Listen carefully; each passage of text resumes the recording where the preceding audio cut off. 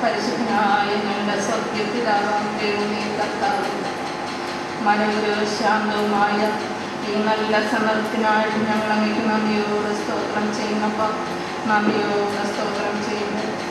ഞങ്ങളെപ്പോലുള്ള എത്രയോ മകൾ വ്യക്തികൾ ആശുപത്രികളിലും മറ്റാതുരാലയങ്ങളിലും കിടന്ന് കണ്ണുനീരിലും വേദനയിലുമായിരിക്കുമ്പോൾ എൻ്റെ അൽമനാഥനായ കർത്താവ് അടിയങ്ങളാലയത്തിൽ കൂടിച്ചേർത്താൽ കർത്താവെ അനുഗ്രഹപ്രദമായ സാക്ഷികൾ കേൾക്കുക, ഞങ്ങളുടെ ജീവിതത്തെ ഒന്നുകൂടി പൊന്നുപാദത്തിൽ സമർപ്പിക്കുവാൻ ഇടയാക്കിയ വിലയേറിയ വലിയ കൃപയ്ക്കായിട്ട് നന്ദിയോട് സ്തോത്രമൊക്കെ സാക്ഷി പറഞ്ഞ മക്കളെ അനുഗ്രഹിക്കണം, ശക്തീകരിക്കണം.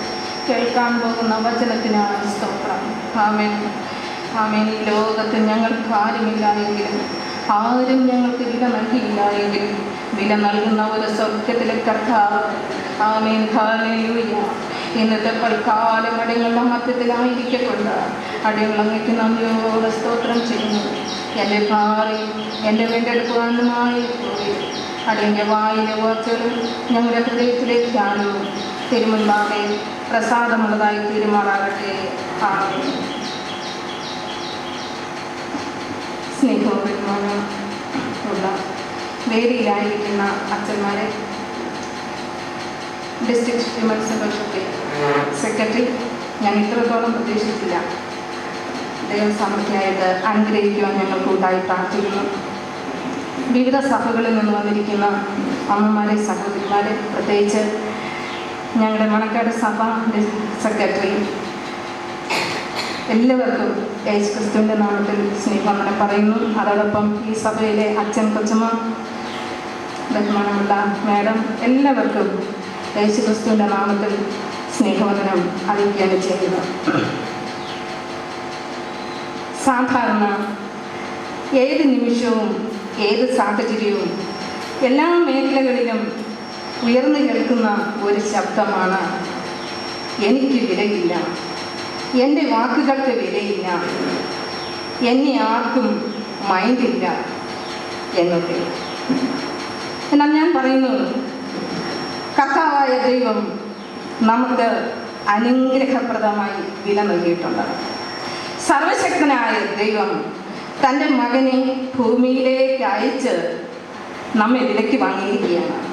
അതുകൊണ്ട് വചനം പറയുന്നു, നിന്നെ മാന്യവും വിലയേറിയതുമായി ഞാൻ കാണുന്നു. പ്രിയമുള്ളവരെ, ഭവനത്തിനുള്ളിൽ വില കൽപ്പിക്കുന്നില്ല. എനിക്കാരുമില്ല, ഞാൻ ഒറ്റയ്ക്കാണ്, ഏത് പ്രശ്നവും ഞാൻ ഒറ്റയ്ക്ക് കൈകാര്യം ചെയ്യണം, എനിക്കൊരു വിലയുമില്ല. അത് ഭവനത്തിനുള്ളിലായാലും ഈ ശബ്ദം കേൾക്കുന്നു, സമൂഹത്തായാലും ഔദ്യോഗിക രംഗങ്ങളിലായാലും ഒരു വിലയും എനിക്കില്ല എന്നുള്ള ചിന്തയിൽ നാം ആയിരിക്കുന്നുവെങ്കിൽ യേശുക്രിസ്തു തൻ്റെ ജീവനെ തന്നു നമ്മെ സ്നേഹിക്കുകയും നമ്മെ വിലയ്ക്ക് വാങ്ങിയിരിക്കുകയും ചെയ്യുന്നു. അതുകൊണ്ടാണ് അപ്പോസ്തലനായ പൗലോസ് പറയുന്നത്, നിങ്ങൾ വീണ്ടെടുത്തിരിക്കുന്നത് പൊന്ന്, വെള്ളി എന്നീ അഴിഞ്ഞു പോകുന്ന വസ്തുക്കളെ കൊണ്ടല്ല, പിന്നെയോ കുഞ്ഞാടിൻ്റെ നിർദോഷവും നിഷ്കളങ്കവുമായ കുഞ്ഞാടിൻ്റെ വിലയേറിയ രക്തത്താലാണ് നാം ഓരോരുത്തരെയും അവൻ വിലയ്ക്ക് വാങ്ങിയിരിക്കുന്നത്. അതുകൊണ്ട് നമുക്ക് ഈ ഭൂമിയിൽ വില കൽപ്പിച്ചില്ല എങ്കിലും സ്വർഗത്തിലെ ദൈവം നമ്മെ വലിയ വില നൽകി നമ്മെ വീണ്ടെടുത്തിരിക്കുകയാണ് ചെയ്യുന്നത്. അതിലെ ഇന്നത്തെ വചനം, അതിലേക്കായി നമുക്ക് ഒരുങ്ങാം. അതിനായി തിരഞ്ഞെടുത്ത വേദഭാഗം, ഇന്ന് നാം കേട്ട സുവിശേഷ വേദഭാഗം യോഹന്നാൻ എഴുതിയ സുവിശേഷം 4-ാം അധ്യായം 1 മുതൽ 26 വരെയുള്ള വാക്യങ്ങളെ ആസ്പദമാക്കി ചുരുക്കമായി ചിന്തിക്കാമെന്ന് ആഗ്രഹിക്കുന്നു. യഹൂദന്മാരും ശമരിയക്കാരും ഒരു സംസർഗവുമില്ലായിരുന്ന കാലഘട്ടം. ആ കാലഘട്ടത്തിൽ യേശു ശമര്യയിലേക്ക് വരികയാണ്. കാരണം യഹൂദിയ പ്രദേശത്ത് നിന്നും ഗലീലയിലേക്ക് വരണമെങ്കിൽ ശമരിയ വഴി എളുപ്പത്തിൽ കയറാം. പക്ഷേ യഹൂദന്മാർ ശത്രുത്വം പുലർത്തിയിരുന്ന ശമരിയയിൽ യഹൂദ ജാതികൾ ആരും കാലുകുത്തത്തില്ല. അവർ എത്ര കിലോമീറ്റർ താണ്ടിയെങ്കിലും അവർ ചുറ്റി ഗലീലയിലെത്തും. എന്നാലും ശമരിയയിൽ കാലുകുത്തത്തില്ല. പ്രിയമുള്ളവരെ, ഈ വിലക്കപ്പെട്ട ഈ പട്ടണത്തിൽ എൻ്റെ യേശു വന്നു. യേശുവിനെ ആത്മാവ് വിലക്കപ്പെട്ട ഈ പട്ടണത്തിലേക്ക് കൊണ്ടുവന്നു. 6-ാം മണി നേരത്ത് യാക്കോബ് ജോസഫിന് നൽകിയ നിലത്തിൻ്റെ അരികിലുള്ള കിണറിൻ്റെ അടുക്കൽ യേശു ഇരിക്കുകയാണ്. 6-ാം മണി നേരമെന്ന് പറയുന്നത് നട്ടുച്ച 12 മണി സമയം. ഈ 12 മണി സമയത്തിന് യാത്ര ചെയ്യുന്ന ഏതൊരു വ്യക്തിയും ദാഹവും വിശപ്പും ക്ഷീണവും ഒക്കെ വരാറുണ്ട്. യേശു തന്റെ ശിഷ്യന്മാരെ പട്ടണത്തിൽ ഭക്ഷണം വാങ്ങാൻ പറഞ്ഞയച്ചു. എന്നിട്ട് തളർന്ന് യേശു കിണറ്റിൻ്റെ അരികിൽ ഇരിക്കുന്നു. ആ സമയം ഇതാ ഒരു ശമരിയ സ്ത്രീ കുടവുമായി വരുന്നു. എൻ്റെ യേശു ചോദിച്ചു, എനിക്ക് കുടിക്കുവാൻ തരുമോ? തരണമെന്ന് പറഞ്ഞില്ല. അവിടെ അധികാരത്തോടുള്ള ഒരു ശബ്ദം അവിടെ കേൾക്കുന്നില്ല.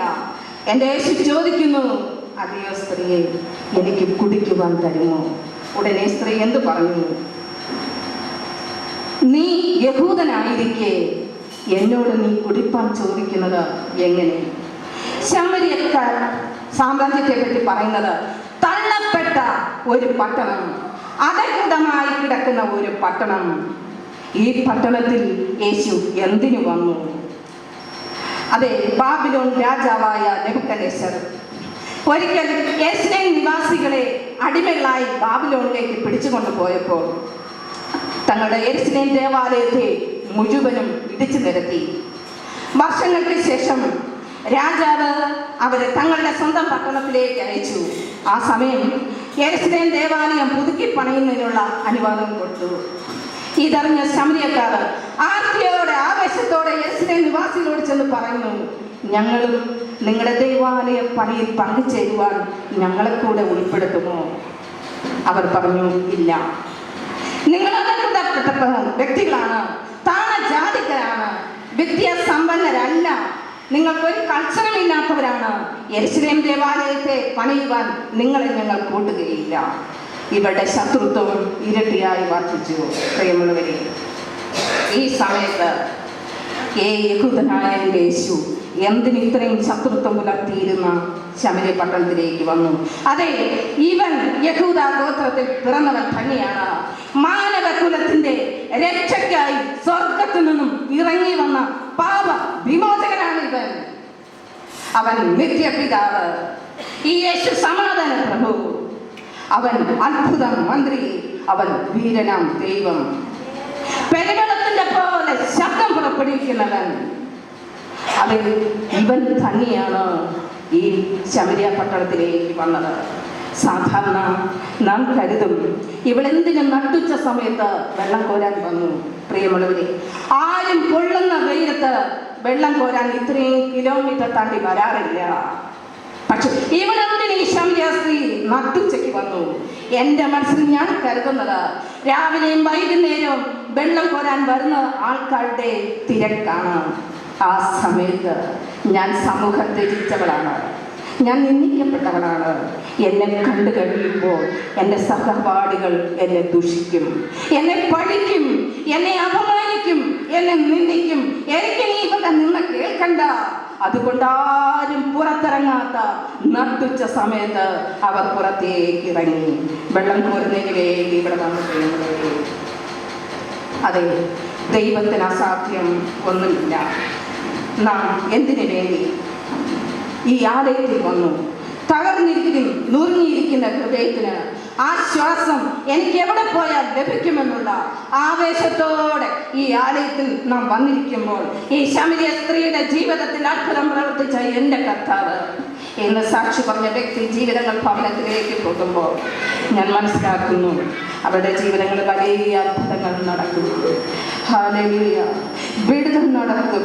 പ്രിയമുള്ളവരെ, ജീവിതത്തിൽ കഷ്ടത വരുന്നത് എന്തിനെന്നറിയാമോ? അവൻ ചെത്തി നമ്മെ മിനുസപ്പെടുത്തുന്നതിന് വേണ്ടിയാണ്. നീ നിൽക്കുമോ? ഉറച്ചു നിൽക്കുമോ?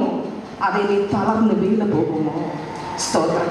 എൻ്റെ ജീവിതത്തിൽ എൻ്റെ ദൈവത്തിൻ്റെ സാന്നിധ്യം ഉണ്ട് എങ്കിൽ പട്ടിയുടെ ചെവിയിൽ നിന്ന് വരുന്ന പുഴുക്കളുടെ നാറ്റമല്ല, എൻ്റെ സർവശക്തനായ ദൈവം ഹല്ലേലൂയ സ്വർഗത്തിൽ നിന്ന് സുഗന്ധ തൈലം ഒഴിച്ച് എൻ്റെ മുറിയെ വെണ്മയാക്കി മാറ്റുവാൻ ഈ സ്ഥാനത്തുണ്ട് എന്നുള്ളതിൽ യാതൊരു സംശയമില്ല. പ്രിയമുള്ളവരെ, നാം ഓരോരുത്തരും ദൈവത്തിന് വിലപ്പെട്ടവരാണ്.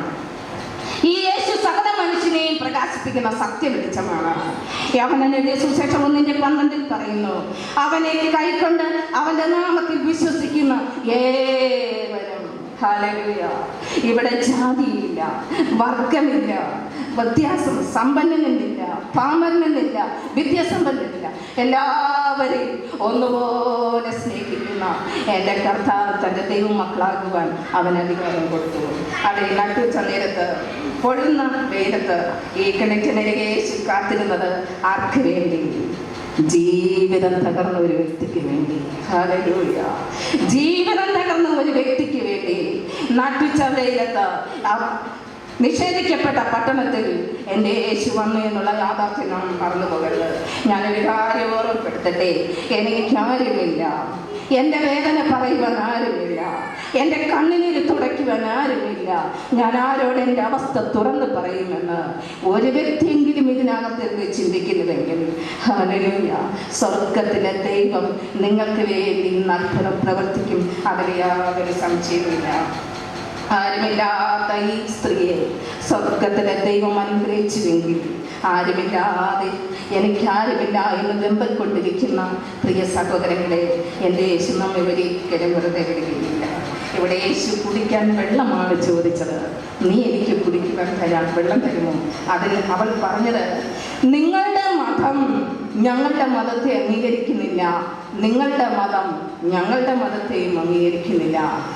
അതിൻ്റെ അർത്ഥമെന്ന് പറയുന്നത്, ശമര്യക്കാര് വെള്ളം തരത്തുമില്ല, യഹൂദന്മാര് ശമര്യക്കാരോട് വെള്ളം ചോദിക്കാനും പാടില്ല. എൻ്റെ യേശു കാണുന്നത് മതത്തിൻ്റെ പേരിലല്ല. ആമേൻ. എൻ്റെ യേശു കാണുന്നത് സംഘടനയുടെ പേരിലല്ല. എൻ്റെ യേശു കാണുന്നത് പാരമ്പര്യത്തിൻ്റെ പേരിലല്ല, നിന്റെ സഭയുടെ പേരിലല്ല. ഏത് സഭയോ ആയിക്കൊള്ളട്ടെ, എൻ്റെ യേശു കാണുന്നത് മനുഷ്യനായിട്ടാണ്. നമ്മെ മനുഷ്യനായിട്ടാണ് കാണുന്നത്.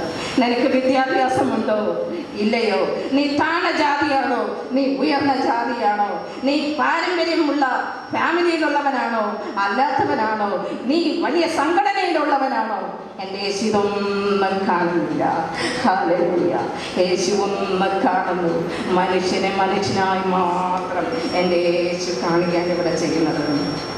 അതെ പ്രിയമുള്ളവരെ, ലൂക്കോസ് എഴുതിയ സുവിശേഷം 10:31 യേശു നല്ല ശമര്യക്കാരൻ്റെ സൽഗുണങ്ങളെ പ്രകീർത്തിക്കുന്നു.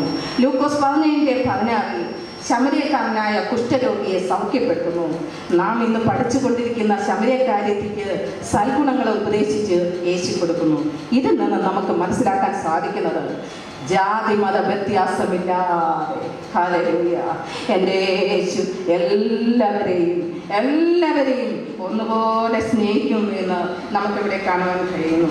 ഇവിടെ ഞങ്ങളുടെ മതം പറയുന്നു നിങ്ങൾക്ക് വെള്ളം തരാൻ പറ്റത്തില്ല എന്നും, നിങ്ങളുടെ മതം പറയുന്നു ഞങ്ങളോട് വെള്ളം ചോദിക്കാൻ പാടില്ല എന്ന്. ഇവിടെ ഒരു വഴക്കുണ്ടാക്കാൻ പറ്റിയ കാര്യമാണ് ഇവൾ എടുത്തിടുന്നത്. യേശു പറഞ്ഞു, ഓക്കെ സഹോദരി, ശരി, നീ എനിക്ക് വെള്ളം തരണ്ട. ആമേ, നീ എനിക്ക് വെള്ളം തരരുത്, എനിക്ക് നിന്റെ വെള്ളം വേണ്ട, പക്ഷേ ഞാൻ നിനക്ക് വെള്ളം തരാം. ആമേ, ഞാൻ നിനക്ക് വെള്ളം തരും. നിന്റെ വെള്ളം എനിക്ക് വേണ്ട, ഈ ഉറവിലെ വെള്ളം എനിക്ക് വേണ്ട, ഞാൻ നിനക്ക് വെള്ളം തരും. ഞാൻ നിനക്ക് വെള്ളം തരാൻ വേണ്ടിയാണ് വന്നത്. ആ വെള്ളം ജലസ്രോതസ്സുകളിൽ നിന്ന് ലഭിക്കുന്ന വെള്ളമല്ല. ആ വെള്ളം കുടിക്കുന്നവന് ഒരു നാളും ദാഹിക്കുകയില്ല. ആമേൻ. ആ വെള്ളം കുടിക്കുന്നവന് ഒരു നാളും ദാഹിക്കുകയില്ല. പ്രിയമുള്ളവരെ, ഈ വെള്ളം എനിക്ക് വേണം, എനിക്ക് വേണം. എൻ്റെ യേശു പറയുന്നു, നിനക്ക് ഈ വെള്ളം വേണമോ?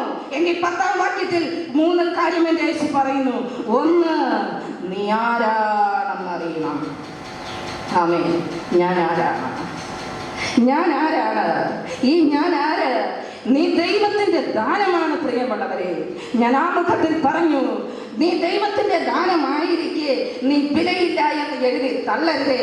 നീ ഏറ്റവും വിലയുള്ളവരാണ്. സമൂഹത്തിലല്ല, സ്വർഗത്തിൽ നീ ഏറ്റവും വിലയുള്ളതാണ്. നീ ആരാണെന്നറിയണം. നെഞ്ചത്ത് കൈവച്ച് നമുക്ക് ചോദിക്കാമോ, യേശുവേ ഞാൻ ആര്? ഈ വെള്ളത്തിന് എനിക്ക് അർഹത ഉണ്ടോ? ഞാൻ ദൈവത്തിന്റെ ദാനമാണെന്ന് നീ പറയുന്നു, എങ്കിൽ ഈ വെള്ളത്തിന് എനിക്ക് അർഹതയുണ്ടോ? എൻ്റെ ഉള്ളിൽ കെട്ടിക്കിടക്കുന്ന പ്രതികാര വാഞ്ച ഇപ്പോൾ ഇറക്കണമേ. സ്തോത്രം. എൻ്റെ ഉള്ളിൽ കെട്ടിക്കിടക്കുന്ന പ്രതികാര വാഞ്ച, മറ്റുള്ളവരോടുള്ള വൈരാഗ്യം, ഇതൊക്കെ ഇന്ന് എൻ്റെ ഹൃദയത്തിൽ നിന്ന് ഇറക്കിത്തരണമേ. ഞാൻ നിന്റെ ദാനമായി മാറുന്നു. എൻ്റെ ദൈവത്തിൻ്റെ ദാനമായ ഒരു വ്യക്തിക്ക് ഒരിക്കലും ദൈവഹിതമല്ലാത്തത് പ്രവർത്തിക്കാൻ സാധ്യമേ അല്ല. യേശു പറയുന്നു, നീ ദൈവത്തിൻ്റെ ദാനം. ഹല്ലേലൂയ. നീ ദൈവത്തിൻ്റെ ദാനം. ആര്? ഒന്ന്, നീ ആരാണെന്നറിയണം. 2, നിന്നോട് കുടിപ്പാൻ ചോദിച്ചവൻ ആരെന്ന് നീ അറിയണം. സ്തോത്രം. ജീവിതത്തിൽ ഒരുപാട് വേദനകളുണ്ട്. നാം ആരടുത്താണ് വന്നിരിക്കുന്നത്? സകല ചരാചരങ്ങളെയും സൃഷ്ടിച്ച സൃഷ്ടിദാതാവായ എൻ്റെ യേശുവിൻ്റെ സന്നിധിയിൽ ഞാൻ മടങ്ങിക്കൊണ്ടിരിക്കുന്നു. ഇവിടെ CSIന്നില്ല, പെന്തക്കോസ്തില്ല, സാൽവേഷൻ ആർമിയില്ല, സെവന്ത് ഡേയില്ല, യഹോവ സാക്ഷിയിലില്ല. എൻ്റെ യേശുവിൻ്റെ സന്നിധിയിൽ ഹല്ലേലൂയ നാം എല്ലാം മടങ്ങി വന്നിരിക്കുന്നു. നിന്നോട് ചോദിച്ചവൻ ആരെന്ന് നീ അറിയണം. ആരാണ് ചോദിച്ചത്? നിന്നെ സൃഷ്ടിച്ചവനാണ്. 3, നിന്റെ ആവശ്യം എന്താണെന്ന് നീ അറിയണം. നാം പ്രാർത്ഥിക്കും, യേശുവേ എൻ്റെ ഈ കഷ്ടത നീ മാറ്റിത്തരണമേ. ഞാൻ ഉൾപ്പെടെ നമ്മളെല്ലാം പ്രാർത്ഥിക്കും, എൻ്റെ വേദന മാറ്റിത്തരണമേ. സ്തോത്രം. നിന്റെ ആവശ്യം എൻ്റെ ദൈവത്തിൻ്റെ സന്നിധിയിൽ പറയുകയുണ്ട്. മുകളിൽ പറഞ്ഞ 2 കാര്യത്തിന് നാം കീഴ്പ്പെടുക. നീ ദൈവത്തിൻ്റെ ദാനമാണ്. സ്തോത്രം. നീ ആരോടാണ് ചോദിക്കാൻ പോകുന്നത്? ഇത് 2ഉം 3ഉം ആയിക്കഴിഞ്ഞാൽ നാം ദൈവത്തിൻ്റെ ഒരു പൈതലായി മാറുന്നു. ആമേൻ. ഈ ശക്തി നമ്മളിലുണ്ടാകണം, ഈ കൃപ എന്നിലുണ്ടാകണം. പ്രിയമുള്ളവരെ, ഇവൾക്കറിയില്ല ഈ വെള്ളം ഏതാണെന്ന്. ഞാൻ തരുന്ന വെള്ളം കുടിക്കുന്നവന് ഒരു നാളും ദാഹിക്കുകയില്ല. ഇവൾക്കറിയില്ല ഇവൻ തരുന്ന വെള്ളം ഏതാണെന്ന്. 13-ാം വാക്യത്തിലെ യേശു പറയുന്നു, ഈ വെള്ളം കുടിക്കുന്നതിന് പിന്നെയും ദാഹിക്കും. ഞാൻ കൊടുക്കുന്ന വെള്ളം ഒരിക്കലും ദാഹിക്കുകയില്ല. സ്തോത്രം.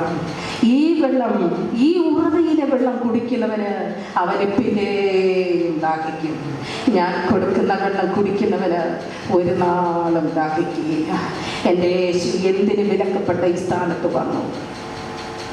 യഹൂദന്മാർ വിലക്കപ്പെട്ട ഈ പട്ടണത്തിൽ എന്തിന് വന്നു? ഈ സ്ത്രീയുടെ ശാരീരിക ദാഹത്തേക്കാൾ ആത്മീക ദാഹം മാറ്റാനാണ് എൻ്റെ യേശു ഈ പട്ടണത്തിലേക്ക് വന്നത്. നോക്കിക്കേ, ഒരാത്മാവിനെ നേടാനുള്ള എൻ്റെ യേശുവിൻ്റെ ഒടുങ്ങാത്ത ഒരു ദാഹമാണ് നമുക്ക് ഈ വാക്യത്തിൽ കാണാൻ കഴിയുന്നത്. സ്തോത്രം.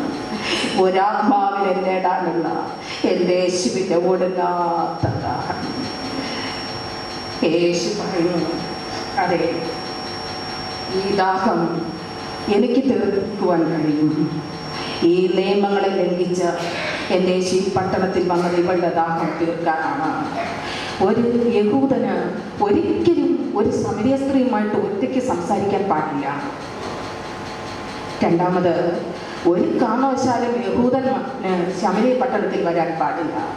ഈ രണ്ട് നിയമങ്ങളെ ലംഘിച്ചുകൊണ്ട് എൻ്റെ യേശുവിൻ്റെ ഒടുങ്ങാത്ത ദാഹം എന്നെ നിങ്ങളെ ദാഹജലം തന്ന് നിറയ്ക്കുവാൻ നമുക്ക് എത്ര പേർക്ക് സാധിക്കും പ്രിയമുള്ളവരെ? നാം എത്ര സമ്പന്നരായിക്കൊള്ളട്ടെ, എത്ര ഉന്നത നിലയിലായിക്കൊള്ളട്ടെ, നിന്റെ ജീവിതത്തിൽ സമാധാനം നഷ്ടപ്പെടുന്നത് എവിടെയാണെന്ന് ചിന്തിച്ചിട്ടുണ്ടോ? എൻ്റെ യേശുവിൻ്റെ ജീവൻ്റെ ജലം എൻ്റെ ഉള്ളിലായിട്ടില്ല. ഹല്ലേലൂയ. എൻ്റെ യേശുവിൻ്റെ ജീവൻ്റെ ജലം എൻ്റെ ഉള്ളിലായിട്ടില്ല. ഉടനെ സ്ത്രീ പറയുന്നു, ആ വെള്ളം എനിക്ക് വേണം. എങ്കിൽ എനിക്ക് ഇത്രയും ദൂരം താണ്ടി ഇവിടെ വരേണ്ട ആവശ്യമില്ല. എനിക്ക് ആ വെള്ളം വേണം. 16-ാം വാക്യത്തിൽ യേശു പറഞ്ഞു, പോയി നിന്റെ ഭർത്താവിനെ വിളിച്ചു കൊണ്ടുവരിക. അവൾ ഞെട്ടിപ്പോയി. അവൾ ഉടനെ പറഞ്ഞു, ഇല്ല, എനിക്ക് ഭർത്താവില്ല. അവൾ കള്ളം പറഞ്ഞു. പഴയ നിയമഭാഗത്ത് 10 കൽപ്പനകൾ നമ്മൾ പറഞ്ഞതിൽ കള്ളം എന്നുള്ളൊരു വാക്ക് അവിടെയുണ്ട്. മനസ്സാക്ഷിയോട് ചോദിക്കുക, ഞാൻ എന്തുമാത്രം കള്ളത്തിന് വിധേയപ്പെട്ടിട്ടുണ്ട്? എൻ്റെ കുടുംബ ജീവിതത്തിൽ, ഔദ്യോഗിക രംഗങ്ങളിൽ, സഭാ ജീവിതത്തിൽ, സംഘടനയിൽ സത്യസന്ധമായി എനിക്ക് പെരുമാറുവാൻ സാധിച്ചിട്ടുണ്ടോ? എത്ര അമ്മമാർക്കും സഹോദരിമാർക്കും പറയുവാൻ സാധിക്കും, ഇല്ല എങ്കിൽ ഒരിക്കലും ഈ ജീവന്റെ വെള്ളം എനിക്ക് ലഭിക്കുകയില്ല. ആമേൻ, സ്തോത്രം. എനിക്കൊരിക്കലും ഈ വെള്ളം എനിക്ക് ലഭിക്കുകയില്ല. നെഞ്ചത്തോട് കൈവച്ച് നമുക്ക് പറയാമോ, ഇല്ല കർത്താവേ, ഞാൻ കള്ളത്തിന് ഞാൻ ഒത്തിരി അടിക്കായി. നമ്മുടെ ജഡ്ജി അടുക്കലുണ്ട്. ഒരു കള്ളം പറഞ്ഞത് കൊണ്ടും കള്ളം പ്രവർത്തിച്ചത് കൊണ്ടും എത്ര കുടുംബങ്ങൾ തകർച്ചയുടെ മധ്യത്തിൽ എത്തിയിട്ടുണ്ട്. എൻ്റെ ദൈവത്തിൻ്റെ സാന്നിധ്യം ഒരിക്കലും അവിടെ ഉണ്ടാകുകയില്ല. യേശു പറഞ്ഞു, ശരി, നീ പറഞ്ഞത് ശരിയാണ്. 5 ഭർത്താവ് നിനക്കുണ്ടായിരുന്നു, ഇപ്പോഴുള്ളവൻ നിന്റെ ഭർത്താവല്ല. തളർന്നുപോയി. യേശുവിൻ്റെ വാക്കുകൾ കേട്ട ഉടനെ തൻ്റെ മുൻപിൽ നിൽക്കുന്ന വ്യക്തി, ഞാൻ ആദ്യം പറഞ്ഞു നീ യഹൂദനല്ലേ എന്ന്, ഇവൻ യഹൂദനല്ല. അവളുടെ മനസ്സിൽ വെപ്രാളം കൊണ്ട് നിറയുവാൻ തുടങ്ങി. അവളുടെ മുൻപിൽ, അവൻ്റെ മുൻപിൽ എനിക്കൊന്നും മറച്ചു വയ്ക്കുവാൻ പറ്റുകയില്ല. എനിക്ക് മറച്ചു വയ്ക്കാൻ പറ്റുകയില്ല. എൻ്റെ ജീവിതത്തിലെ രഹസ്യങ്ങളെല്ലാം ഇവൻ വെളിപ്പെടുത്തിയവൻ്റെ മുൻപിൽ എനിക്ക് ഒളിച്ചു നിൽക്കുവാൻ സാധ്യമല്ല. ഞാൻ എവിടെ ഓടി ഒളിക്കും? അതും സാധ്യമല്ല. അവൾ ഉടനെ തിരിഞ്ഞു. എങ്ങോട്ടേക്കാണ്? ആത്മീക രംഗത്തേക്ക് അവൾ തിരിഞ്ഞു. ആത്മീക രംഗത്തിൽ അന്നും ഇന്നും പലരും ഉപയോഗിക്കുന്ന തന്ത്രമാണ് ഈ സ്ത്രീയുടെ മനോഭാവത്തിൽ നമുക്ക് കാണുവാൻ കഴിയുന്നത്. 20-ാം വാക്യത്തിൽ അവൾ പറയുന്നു, ഞങ്ങളുടെ പിതാക്കന്മാർ ഈ മലയിൽ നമസ്കരിക്കുന്നു, അങ്ങ് പറയുന്നു യെരുശലേമിൽ നമസ്കരിക്കണമെന്ന്. സ്വന്തം പാപത്തെ യേശു വെളിപ്പെടുത്തിയപ്പോൾ അത് നിഷേധിക്കാൻ അവൾ തയ്യാറായെങ്കിലും ഈ കുറവുകളെ കുറിച്ച് പാപമോചനത്തിന് വേണ്ടി യേശുവിൻ്റെ സന്നിധിയിൽ സമർപ്പിക്കാനുള്ള മനോഭാവം അവൾ മാറ്റിയിട്ട് ഒരു മുഖം മൂടിക്കൊണ്ട് അവളുടെ പാപത്തെ മൂടി അവൾ നല്ല പിള്ള ചമയാൻ പോകുന്ന ഒരു ശമര്യക്കാരെത്തിയാണ് നമുക്കിവിടെ കാണാൻ കഴിയുന്നത്. പ്രിയമുള്ളവരെ, അതിനുപയോഗിച്ച മുഖം മൂടിയാണ് ആരാധന. മറിഞ്ഞത് മനസ്സിലായി കാണുമെന്ന് ഞാൻ കരുതുന്നു. യേശുവിന്റെ പാപത്തെ വെളിപ്പെടുത്തിയപ്പോൾ ഈ പാപത്തെ കുറിച്ച് അവൾക്ക് പശ്ചാത്തപിക്കുവാനോ, ഈ പാപത്തിൽ നിന്ന് ഒരു വിമോചനം ഈ കർത്താവിൽ നിന്ന് ലഭിക്കുവാനോ അവൾക്ക് മനസ്സില്ലാതെ അവളുടെ പാപത്തിന്റെ പുറത്ത് അവൾ ഒരു മുഖം മൂടികൊണ്ട് മറച്ചിട്ട് അവൾ നല്ല പിള്ള ചമയുവാൻ ശ്രമിക്കുന്ന ഒരു ചമ്പ്യക്കാരത്തിയാണ് നമ്മളിവിടെ കാണുവാൻ കഴിയുന്നത്. അവൾ പറയുന്നു, നിങ്ങളും ഞങ്ങളും ആരാധിക്കുന്നവരാണ്. അവൾ യേശുവിനോട് പറയുന്നു, നിങ്ങളും ഞങ്ങളും ആരാധിക്കുന്നവരാണ്. ആരാധന ഒന്ന്, സ്ഥലം മാത്രം വ്യത്യാസം. ഞങ്ങൾ ഈ മലയിലും നിങ്ങൾ ആ മലയിലും. പ്രിയമുള്ളവരെ, ഇവിടെ ഉപയോഗിച്ച ഈ തന്ത്രം ഇന്നും ആത്മീക രംഗങ്ങളിലുണ്ട്. നമ്മുടെ ജീവിതത്തിലെ കുറവുകളെ ആരാധനയാകുന്ന മുഖംമൂടി കൊണ്ട് പുറച്ച് അതിൻ്റെ പുറത്ത് കയറി നിന്ന് നല്ല വെള്ള ചമയുന്ന എത്ര ക്രിസ്ത്യാനികൾ ഇന്ന് നമ്മുടെ സമൂഹത്തിലുണ്ട്. അങ്ങനെ ചമഞ്ഞു കഴിഞ്ഞാൽ ഹല്ലേലൂയ, ഒരിക്കലും ഈ ജീവന്റെ ജലം എനിക്കോ നിങ്ങൾക്കോ ലഭിക്കുകയില്ല എന്നുള്ള യാഥാർത്ഥ്യം ഞാൻ തീർത്തും പറയുന്നു. തൻ്റെ ലംഘനങ്ങളെ മറച്ചു വയ്ക്കുന്നവന് ഒരിക്കലും ശുഭം വരികയില്ല. അവ ഏറ്റു പറഞ്ഞു ഉപേക്ഷിക്കുന്നവനോ കരുണ ലഭിക്കും. ശമര്യക്കാരിയുടെ ഈ തന്ത്രം ആത്മീക മണ്ഡലങ്ങളിൽ ഇന്ന് പകർച്ചവ്യാധി പോലെ വ്യാപിച്ചു കൊണ്ടിരിക്കുകയാണ്. ഞാനൊരു കാര്യം ഓർമ്മപ്പെടുത്തട്ടെ, നമുക്ക് മനുഷ്യരുടെ മുൻപിൽ പാവങ്ങളെ മൂടി വയ്ക്കാം. സ്തോത്രം. എൻ്റെ കുറവ്, എൻ്റെ ജീവിതത്തിലെ എല്ലാ കുറവുകളും മനുഷ്യരുടെ മുൻപിൽ ഞാൻ മൂടി വയ്ക്കും. എന്നാൽ ഈ മൂടിനെ കവർ ചെയ്ത് ഉള്ളിലേക്ക് കയറി ചെന്ന് മനുഷ്യ ഹൃദയങ്ങളെ ആരാഞ്ഞറിയുന്ന ഒരു രക്ഷകന്റെ സന്നിധിയിലാണ് ഞാൻ നിങ്ങളുമായിരിക്കുന്നതെന്ന് ഒരിക്കലും നാം മറന്നു പോകരുത്. ഈ യേശുവിൻ്റെ സന്നിധിയിൽ നിന്നും നമുക്ക് ഓടി ഒളിക്കുവാൻ ഒരിക്കലും സാധ്യമല്ല. അവൻ്റെ സന്നിധിയിൽ നമ്മൾ മുത്തുകൾ മടക്കുകയേ മതിയാവും. അവൾ ആരാധനയെക്കുറിച്ച് പറഞ്ഞുവെങ്കിലും അവിടെയും അവളുടെ ലക്ഷ്യമെന്ന് പറയുന്നത് ആരാധിക്കുക ആയിരുന്നില്ല. അവൾ പറഞ്ഞു, ഞങ്ങൾ ഈ മലയിലും നിങ്ങൾ ആ മലയിലും ആരാധിച്ചു. എവിടെയെങ്കിലും ഇവൾ ആരാധനയ്ക്ക് പോയിട്ടുണ്ടോ എങ്കിൽ അവളുടെ പാപത്തെ ഉണർത്തുവാൻ അന്ന് ആരും ഉണ്ടായിരുന്നു കാണില്ല. ആമേൻ, സ്തോത്രം. എവിടെയെങ്കിലും മലയിൽ ദൈവത്തെ ആരാധിക്കാൻ പോയിട്ടുണ്ടെങ്കിൽ അവിടെയൊന്നും ഇവളുടെ പാപത്തെ വെളിപ്പെടുത്തി തരുന്ന ഒരു വ്യക്തിയും അന്ന് കാണുകയില്ലായിരിക്കാം. യേശു ശമര്യക്കാരിയോട് കുടിക്കാൻ വെള്ളം ചോദിച്ചപ്പോൾ അവൾ യേശുവിനെ സംബോധന ചെയ്തത് യഹൂദൻ. അവൾ ജാതി പേര് പറയുകയാണ്. നീ യഹൂദനല്ലേ? യഹൂദനായിരിക്കെ നീ എന്നോട് എന്തിന് കുടിപ്പാൻ ചോദിക്കും? ആദ്യം അവൾ സംബോധന ചെയ്തത് യഹൂദൻ. നിന്നോട് കുടിപ്പാൻ ചോദിക്കുന്ന ഇവൻ ആരെന്ന് നീ അറിഞ്ഞെങ്കിൽ നീ അവനോട് കുടിക്കാൻ ചോദിപ്പിക്കുമായിരുന്നു എന്നുള്ള യേശുവിൻ്റെ വാക്ക് കേട്ടപ്പോൾ അവൾ യേശുവിനെ സംബോധന ചെയ്യുന്നു, യജമാനനെ. യഹൂദൻ മാറി യജമാനനായി മാറി. സ്തോത്രം. അവളുടെ ജീവിതത്തിലെ രഹസ്യഭാവങ്ങളെ എൻ്റെ യേശു വെളിപ്പെടുത്തിയപ്പോൾ അവൾ മൂന്നാമതായി യേശുവിനെ സംബോധന ചെയ്യുന്നു, പ്രവാചക. അവസാനം യേശുവിൻ്റെ വാക്കുകൾ അവളുടെ ജീവിതത്തിൽ ഒരിക്കലും തണുപ്പ് നൽകാത്ത വാക്കുകൾ യേശുവിൻ്റെ വാക്കിൽ നിന്ന് വന്ന് അവളുടെ ഹൃദയത്തെ ആകമാനം കുളിർമയാക്കി മാറ്റി. അവളുടെ പാപം മുഴുവനെ കഴുകി മാറ്റപ്പെട്ട അനുഭവം അവളുടെ ജീവിതത്തിലുണ്ടായപ്പോൾ അവളെ യേശുവിനെ വിളിക്കുന്നു, മിശിഹായെ. സ്തോത്രം, സ്തോത്രം. നോക്കി, അവളെ ദൂരെ നിന്ന് യഹൂദനായി കണ്ടവർ അവൾ അല്പം കൂടെ അടുത്തപ്പോൾ യഹൂദൻ മാറി യജമാനനായി മാറി. അല്പം കൂടി അടുത്തപ്പോൾ യജമാനൻ മാറി പ്രവാചകനായി മാറി. യേശുവിനോട് ചേർന്ന് നിന്നപ്പോൾ ഹല്ലേലൂയ, അവൻ എൻ്റെ മിശിഹ. 20-ാം വാക്യത്തിൽ എൻ്റെ യേശു പറയുന്നു, സ്തോത്രം. 20-ാം വാക്യത്തിൽ എൻ്റെ യേശു പറയുന്നു, അതേ ഞാൻ തന്നെ മിശിഹ. എൻ്റെ യേശുവിൻ്റെ ഒടുങ്ങാത്ത ദാഹം ഇവിടെ അവസാനിക്കും. യേശു ഏറ്റെടുത്തു. അമ്മേ, എന്റെ യേശു ഏറ്റെടുത്ത് പ്രിയമുള്ളവരെ, നീ എന്നെ മിശിഹായായി കാണണമെന്ന്. നീ എന്നെ ഒരു യഹൂദനായി കാണരുത്, ഒരു യജമാനായി കാണരുത്, എന്നെ ഒരു പ്രവാചകനായി നീ കാണരുത്. നീ എന്നെ കാണേണ്ടത് ഒരു മിശിഹ. സ്തോത്രം. നമുക്ക് കാണാമോ യേശുവിനെ? ആമേൻ. യേശുവിൻ്റെ ദാഹത്തിന് പരിഹാരം കണ്ടെത്തി പ്രിയമുള്ളവരെ, അതിൽ അവർ മിശിഹായെ കണ്ടെത്തി. യോഹന്നാൻ എഴുതിയ സുവിശേഷം 7:37 പറയുന്നു, ദാഹിക്കുന്നവനെല്ലാം എൻ്റെ അടുക്കൽ വരട്ടെ. അവർ വന്ന് എൻ്റെ അടുക്കൽ വന്ന് കുടിക്കണം.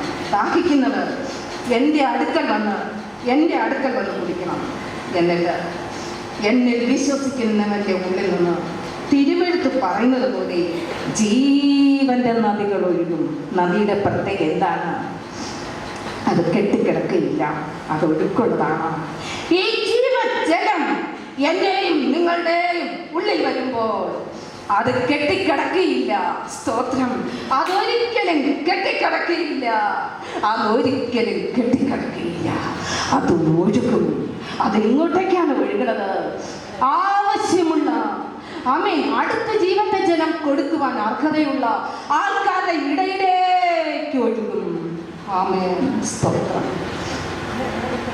ബൈബിൾ സൊസൈറ്റി ഓഫ് ഇന്ത്യയുടെ ഒരു മീറ്റിങ്ങിന് പാറശാല AIC പള്ളിയിൽ ഞാനിങ്ങനെ രാവിലെ മെസ്സേജിന് പോയി.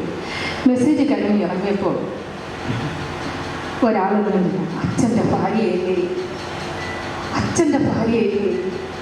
ആണ്. ഞാൻ അച്ഛൻ്റെ ഭാര്യയാണ്. ടീച്ചറല്ലേ? അതേ ടീച്ചറാണ്. സ്തോത്രം. മെസ്സേജ് എന്തെങ്കിലും ഡിഫറൻസ് ഭയങ്കര വ്യത്യാസമായിരിക്കണം. ജീവന്റെ ജലനദി നിന്റെ ഹൃദയത്തിലേക്ക് വരുമ്പോൾ അത് കെട്ടി നിൽക്കത്തില്ല. സ്തോത്രം. അതൊരിക്കലും കെട്ടി നിൽക്കില്ല, അത് മറ്റുള്ളവരിലേക്ക് ഒഴുകും. അതല്ലേ ഈ ശമരിയ സ്ത്രീയിൽ നമുക്ക് കാണുവാൻ കഴിയുന്നത്. ജീവന്റെ ജലം അവൾ ഏറ്റെടുത്തപ്പോൾ അവൾ ഓടി, ശമരിയ പട്ടണത്തിലേക്ക് ഓടി. സ്തോത്രം.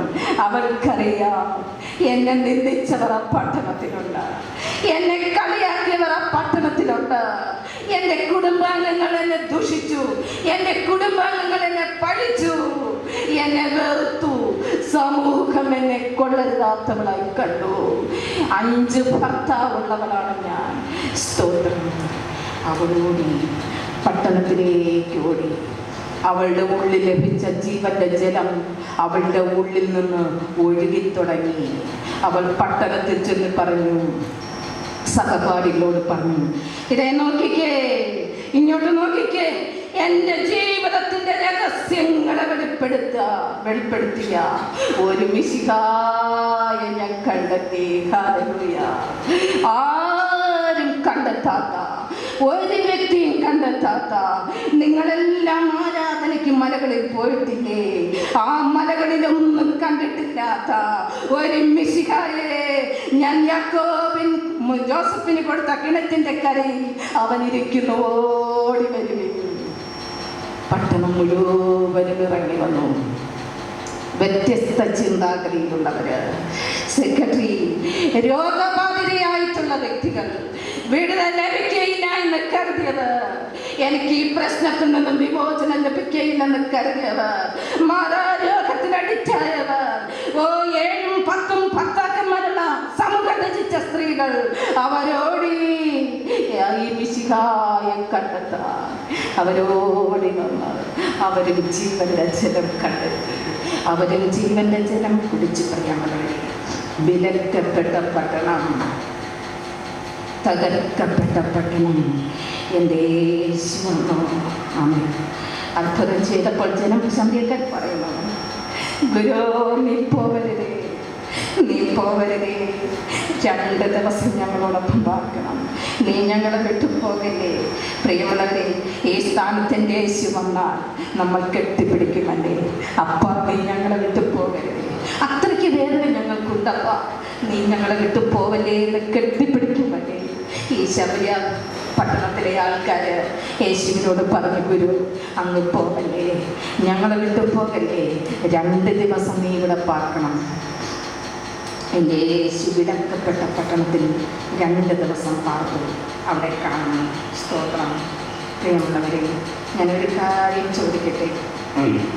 അവൾ അനേകർ ജീവന്റെ ജലത്തിന് വേണ്ടി ഓർമ്മിക്കാക്കി. എങ്കിൽ നാം ചിന്തിക്കുക, എനിക്കാരെ നേടുവാൻ സാധിച്ചു? സ്തോത്രം. എനിക്കാരെ നേടുവാൻ സാധിച്ചു? എനിക്ക് ഏത് കുഞ്ഞിനെ നേടുവാൻ സാധിച്ചു? എൻ്റെ ഉള്ളിൻ്റെ ഉള്ളിൽ നിന്ന് എനിക്ക് എൻ്റെ കർത്താവ് തന്ന ജീവൻ്റെ ജലം എനിക്ക് ആർക്കൊഴുക്കി കൊടുക്കുവാൻ സാധിച്ചു? നമുക്ക് സാധിച്ചില്ല എങ്കിൽ ഒരു പ്രയോജനമില്ല.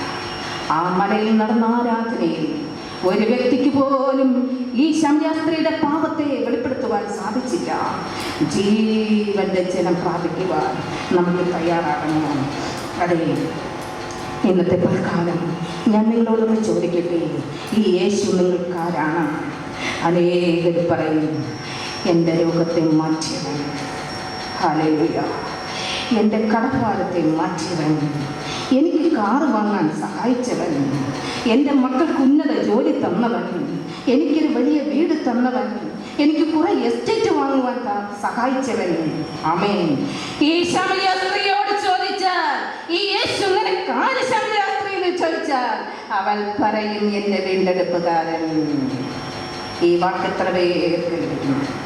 അവൻ എൻ്റെ വീണ്ടെടുപ്പുകാരൻ, എനിക്ക് നിത്യരക്ഷ ഉറപ്പുവരുത്തുന്നവൻ, 5 ഭർത്താക്കളുള്ള സമൂഹം ത്യജിച്ച എന്നെ മാലികയാക്കി തീർത്തവൻ എന്ന് നമുക്ക് പറയുവാൻ സാധിക്കും. അതേ പ്രിയമുള്ളവരെ, നമ്മുടെ ജീവിതത്തിൽ യേശു രക്ഷകനായി മാറണം. മാറ്റാമോ? ഇവളുടെ ജീവിതത്തിലെ ടേണിംഗ് പോയിന്റ് എന്ന് പറയുന്നത് അവൾ യേശുവിനെ കണ്ടെത്തിയതാണ്. നാം എല്ലാ ദിവസവും ആരാധനകളിൽ വരുന്നു, സംഘടനകളിൽ വരുന്നു, സഭയ്ക്ക് കൊടുക്കുന്നു, എല്ലാം ചെയ്യുന്നു. എൻ്റെ യേശുവിൻ്റെ ഭാഗത്തേക്ക് എനിക്ക് മടങ്ങി വരാൻ സാധിച്ചിട്ടുണ്ടോ? സ്തോത്രം. ഒരുപക്ഷെ നിങ്ങൾ ചോദിക്കും, കൊച്ചമ്മ, ഞാൻ യേശുവിൻ്റെ ഭാഗത്ത് വന്നാൽ എൻ്റെ ജീവിതത്തിലെ കഷ്ടത മാറിക്കിട്ടുമോ? ഞാനൊരു ഗ്യാരണ്ടി പറയുന്നില്ല. ഇന്നും കഷ്ടതയുടെ മധ്യത്തിൽ നിൽക്കുന്ന ഒരു വ്യക്തിയാണ് ഞാൻ. പക്ഷേ എനിക്കൊരു സ്വർഗീയ സന്തോഷമുണ്ട്. ഒരു സ്വർഗീയ സന്തോഷം എൻ്റെ ജീവിതത്തിലുണ്ട്. ഏത് പ്രതിസന്ധി വന്നാലും ആ പ്രതിസന്ധിയിൽ കൂടി എൻ്റെ ദൈവം എന്നെ ശക്തീകരിക്കുമെന്നാണ്. അങ്ങനെ അവളുടെ ജീവിതത്തിലെ ടേണിംഗ് പോയിന്റ് ഇത് തന്നെയാണ്. മർക്കോസിലെ സുവിശേഷം 5-ാം അധ്യായത്തിലേക്ക് വരുമ്പോൾ 6000 ഭൂതം ബാധിച്ച ഒരു വ്യക്തിയെക്കുറിച്ച് പറയുന്നു. അതിൻ്റെ 5-ാം വാക്യത്തിൽ നമുക്കൊക്കെ നോക്കുകയാണെങ്കിൽ, ഒരു പൽക്കാലം മുഴുവനും ദൈവരാജ്യത്തെക്കുറിച്ച് പ്രസംഗിച്ച് തളർന്ന യേശു പല ഉപമകളിൽ കൂടി യേശു ദൈവരാജ്യത്തെക്കുറിച്ച് പ്രസംഗിച്ചു. സന്ധ്യയായപ്പോൾ ശിഷ്യന്മാരോട് പറയുകയാണ്, നമുക്ക് അക്കരയ്ക്ക് പോകാം. ശിഷ്യന്മാർക്ക് മനസ്സിലായി, ഇവൻ അക്കരയ്ക്ക് പോകാൻ പറഞ്ഞിട്ട് ഉണ്ടെങ്കിൽ ആ പറച്ചിലിൻ്റെ ഉള്ളിൽ ഒരു നിഗൂഢമായ മർമ്മമുണ്ട്. സ്തോത്രം. അവർ അക്കരെ ചെന്നു. അക്കരെ ചെന്നത് ഒരു വലിയ വിടുതൽ നടക്കുകയാണ്. ആ വിടുതലിന് മുൻപ് ഇവർ പടകിൽ പോകുമ്പോൾ പടകിൽ ഭയങ്കര പ്രശ്നം. ഞാനത് എക്സ്പ്ലെയിൻ ചെയ്യുന്നില്ല. ആ പ്രതികൂലത്തെ അതിശക്തമായി ശാന്തമാക്കിയിട്ടാണ് യേശു ഗദരദേശത്തെത്തിയത്. എന്തിനു വേണ്ടി? 6000 ഭൂതം ബാധിച്ച ആ മനുഷ്യരെ വിടുവിക്കുന്നതിന് വേണ്ടി. സുബോധമില്ലാത്തവൻ, വസ്ത്രം ധരിക്കാത്തവൻ, കല്ലറകളിൽ പാർക്കുന്നവൻ, കല്ലുകൾ കൊണ്ട് ശരീരം മുഴുവനും ഇടിച്ച് ചതയ്ക്കുന്നവൻ. ഗദരദേശം ഇവനെ ഒരു ഭ്രാന്തനായി കണ്ടു. ഗദരദേശം ഇവനെ ഒരു മാനസിക രോഗിയായി കണ്ടു. ഹല്ലേലൂയ. എൻ്റെ ശിവനെ ആരായി കണ്ടു? ഗദരദേശത്തൊരു ഇവാഞ്ചലിസ്റ്റായി കണ്ടു. ഹല്ലേലൂയ. സ്തോത്രം. ഞാനും നിങ്ങൾ ഒരു വ്യക്തിയെ കാണുന്നതല്ല, ദൈവം ആ വ്യക്തിയെ കൊണ്ട് കാണുന്നത്. മറക്കരുത്. ജീവിതം തകർന്ന ഈ ശമര്യ സ്ത്രീ ഒരു സുവിശേഷ പ്രവർത്തകയായി. പ്രിയമുള്ളവരെ, നിന്റെ തകർച്ച നിന്നെ തകർക്കുവാനല്ല, നിന്റെ തകർച്ച നിന്നെ നശിപ്പിക്കുന്നതിന് വേണ്ടിയല്ല. ആ ദേശത്ത് നിന്റെ സാക്ഷിത്വം ഉയർന്നു നിൽക്കുന്നതിന് വേണ്ടിയാണ് നിന്നെ ആ സ്ഥാനത്ത് എൻ്റെ യേശു നിർത്തിയിരിക്കുന്നത്. മനുഷ്യൻ നമ്മിൽ കണ്ടിട്ടില്ലാത്തത് ദൈവം നമ്മിൽ കാണുന്നു. മനുഷ്യൻ നമ്മിൽ പ്രവർത്തിക്കാത്തത് ദൈവം നമ്മിൽ പ്രവർത്തിക്കുന്നു. സ്തോത്രം. ഞാൻ എൻ്റെ വാക്കെടുത്ത് വിരാമം വിടട്ടെ. തകർന്നും നുറുങ്ങിയും ഇരിക്കുന്ന ഹൃദയത്തെ എവിടെയുണ്ട് തകർച്ച, അവിടെ മാത്രമേ എൻ്റെ യേശു കാണുകയുള്ളൂ. സ്തോത്രം. നിങ്ങളൊരിക്കലും പറയരുത്, ഞാൻ തകർന്നു പോയി, ഞാൻ നശിച്ചു പോയി, എനിക്കാരുമില്ല, എനിക്കൊരു വിലയുമില്ല എന്ന്. അവൻ തൻ്റെ ജീവനെ തന്ന് നമ്മെ വിലയ്ക്ക് വാങ്ങിയിരിക്കുകയാണ്. അവൻ തൻ്റെ ജീവനെ തന്ന് നമ്മെ വിലയ്ക്ക് വാങ്ങിയിരിക്കുകയാണ്. ശമരിയ സ്ത്രീ ദൂരെ നിന്ന് യേശുവിനെ കണ്ടപ്പോൾ യഹൂദനാണ്. ഞാൻ നിങ്ങളും യേശുവിനെ ഏതായി കാണുന്നു? സ്വയം ചിന്തിക്കുക. ദൂരെ നിൽക്കുന്ന യഹൂദനാണോ? അല്പം കൂടെ അവൾ അടുത്തപ്പോൾ യജമാനെ കണ്ടു. നമ്മൾ യജമാൻ്റെ സ്ഥാനത്താണോ യേശുവിനെ കാണുന്നത്? ഒരിക്കലുമല്ല. കുറച്ചുകൂടെ അടുത്തപ്പോൾ അവൾ പ്രവാചകനായി കണ്ടു. ഒരു പ്രവാചകന്റെ സ്ഥാനത്ത് എൻ്റെ യേശുവിനെ കാണരുത്. അവൾ ചേർന്ന് വന്നപ്പോൾ ഹല്ലേലൂയ, എൻ്റെ യേശുവിനെ മിശിഹയായി കണ്ടു. യേശു പറയുന്നു, അതേ സഹോദരി, അതേ മകളെ, ഈ ഞാൻ തന്നെ മിശിഹ. എൻ്റെ യേശുവിൻ്റെ ഒടുങ്ങാത്ത ദാഹം ഇവിടുന്ന് ഒരു ആത്മാവിനെ നേടിയെടുക്കുകയാണ്. ഞാൻ എൻ്റെ വാക്കുകൾക്ക് വിലങ്ങണ്ടട്ടെ. ആരും ഭാരപ്പെടേണ്ട. യേശുവിൻ്റെ വരവ് ഏറ്റവും ആസന്നമായിരിക്കുന്നു. മനുഷ്യൻ നമ്മളെ നിന്ദിക്കും, നമ്മളെ പഴിക്കും, നമ്മളെ ഒറ്റയ്ക്ക് കൊടുക്കും. നിങ്ങളൊന്നും മുന്നിൽ ചെയ്യരുത്. സ്വർഗത്തേക്ക് നോക്കി യാത്ര ചെയ്താൽ അവൻ ഈ ശമരിയ സ്ത്രീയെ കരുതിയെങ്കിൽ പ്രിയമുള്ളവരെ, നമ്മളെ എത്രയതിൽ കഴിയണം. ഞാൻ എൻ്റെ വാക്കുകൾക്ക് വിരാമമിടുന്നു. ദൈവം നമ്മെ സമൃദ്ധിയായി സമൃദ്ധിയായി സമൃദ്ധിയായി അനുഗ്രഹിക്കട്ടെ. ആമേൻ.